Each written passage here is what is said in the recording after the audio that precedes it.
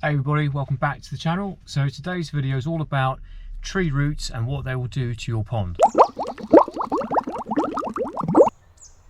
So if you're new to the channel, our channel is all about helping you out and sharing some of our experiences with you.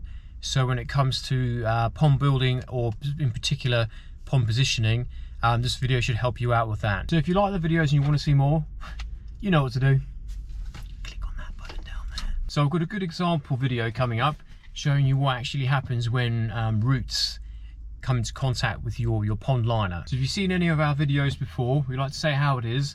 We like to give you good advice, and also we like to bust some myths. There's a lot of pond myths out there, and the tree root one is one of them. Now, we're not just making this up.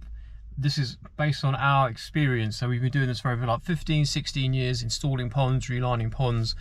We've done quite a few of them, and this happens every single time we put a liner up when there's roots around. So I must admit, before I started doing this work, I was definitely what I would say one of the believers in what you hear is true.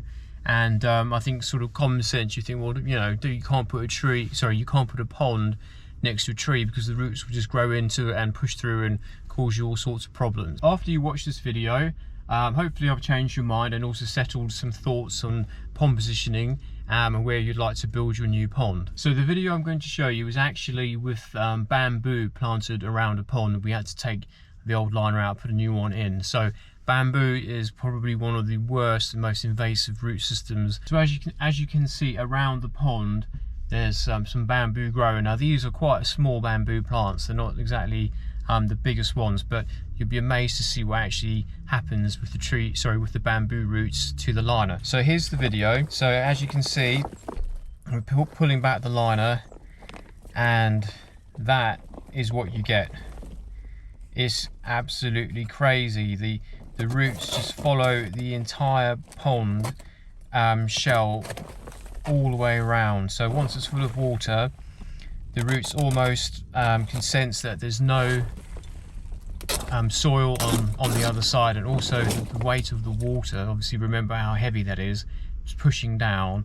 It's just another sort of example how great nature is, and that roots can actually sense which is the best way for them to travel. And also the person who put this pond in, the underlay they put down, just look at that. Now that isn't a proper underlay. The roots have gone straight through the underlay, but they haven't gone through the liner.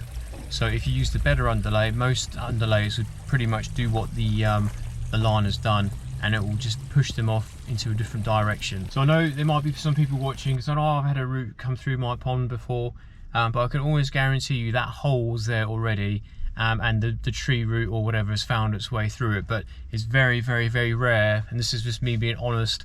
I don't make these videos for fun, and we're not lying to anyone. This is what we see all the time, and we never ever see tree roots coming through, because if they did do that, I would be sat here saying, look guys, if you're going to build a pond, 100% don't put it by a tree. We've built loads of ponds near trees or whatever, and there've never been any problems. And we haven't had any callbacks from customers to say the tree roots have gone through. It's because they don't. So just a little bit of common sense. If you are going to build a pond, I wouldn't put it by like a small oak tree or something like that. You've seen what some trees can do to roads and pavements. You can actually lift them up. But that's just generally because the roots are so big, and they're just sort of growing out and pushing up the edge. So you don't really want to have that happen to your pond where they're actually pushing and moving all your block work around or whatever it is. So just a bit of common sense. I think smaller trees, bushes, things like that, if you did have to put your pond next to one of them, you shouldn't have any problems. I hope you've enjoyed the video. If you've enjoyed it, click on the like button, let us know. Also, if you want to see some more, turn on notifications and subscribe. Thank you for watching.